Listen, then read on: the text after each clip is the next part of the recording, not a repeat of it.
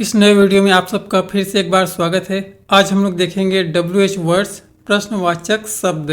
तो ये है इसका पार्ट 1। तो यहाँ पे कई बार क्या होता है, जब हम लोग प्रश्न पढ़ते हैं तो प्रश्न हमको ठीक समझ में नहीं आता। तो उसका एक कारण क्या होता है कि उसमें जो प्रश्नवाचक शब्द रहता है तो उसके मीनिंग हमको पता नहीं रहता है। तो यहाँ पे हम लोग देखेंगे कुछ प्रश्नवाचक शब्दों को।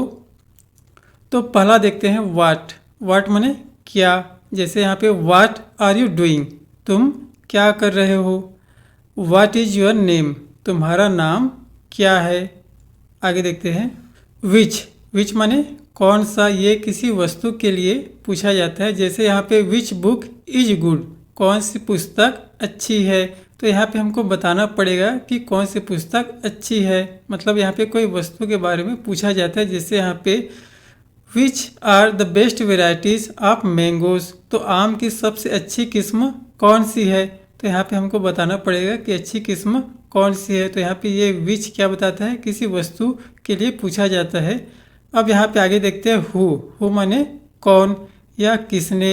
ये किसके लिए प्रयोग किया जाता है, किसी व्यक्ति के लिए, किसी व्यक्ति को पूछने के लिए इसका प्रयोग किया जाता है। जैसे यहाँ पे who is the prime minister of India, Bharat के प्रधानमंत्री कौन है।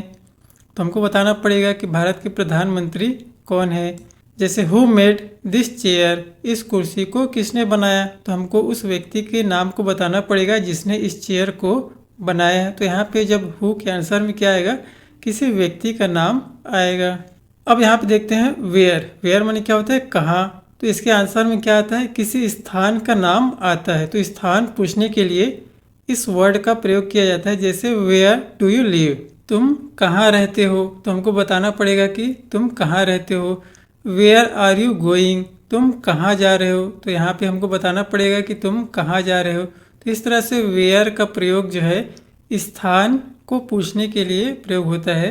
अब आगे देखते हैं वाई। वाई माने क्यों। तो यहाँ पे हमको कारण बताना पड़ता है क्यों करके। जैसे यहाँ पे why do they live in Chennai, वे चेन्नई में क्यों रहते हैं। तो यहाँ पे हमको कारण को बताना पड़ेगा चेन्नई में रहने का।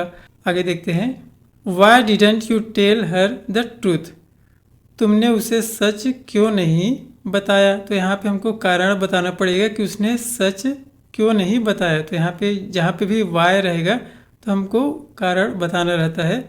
आगे देखते हैं वेन। वेन माने कब। तो यहाँ पे समय पूछने के लिए वेन का प्रयोग किया जाता है। जैसे यहाँ पे when did you meet her, तुम उसे कब मिले। तो हमको उस समय को बताना पड़ेगा, समय दिन जो भी होगा तो उसको यहाँ पे बताना पड़ेगा। आगे है when will you go to America, तुम अमेरिका कब जाओगे। तो यहाँ पे हमको समय बताना पड़ेगा कि अमेरिका कब जाओगे। तो इस तरह से आंसर में जब वेन रहेगा तो हमको आंसर में क्या बताना रहता है, समय को।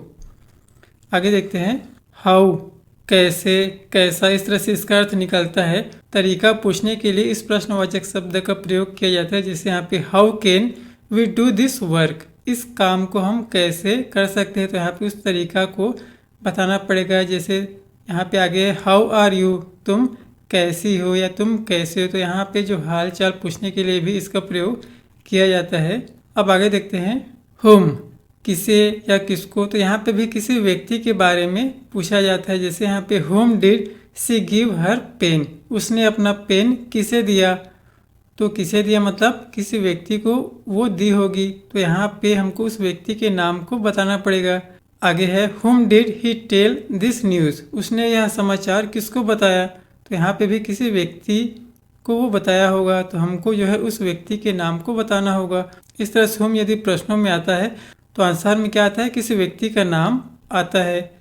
आगे देखते हैं हुज, किसका। तो यहाँ पे भी क्या होता है, किसी व्यक्ति का नाम यहाँ पे आंसर में आता है। जैसे यहाँ पे हुज आर दिस बाल्स, ये बाल, ये गेंद किसके हैं। तो आंसर में बताना पड़ेगा किसी व्यक्ति के नाम को जिसका वो गेंद होगा।